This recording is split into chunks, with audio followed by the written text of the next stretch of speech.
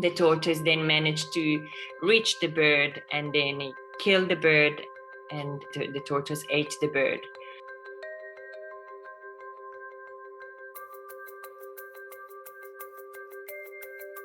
It was like late afternoon, maybe 5 o'clock.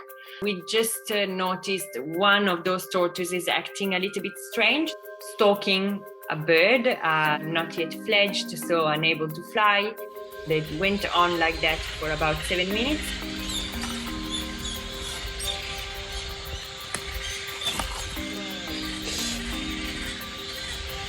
The tortoise wasn't just, try its luck, but it really was determined to get the bird. So we realized that really the tortoise was actively hunting. Tortoises are scavengers. They eat dead birds, they eat dead lizards, millipedes, and so on. But it was literally the first time that event was documented. When I realized what was happening, I thought, okay, I don't recall reading anything about that.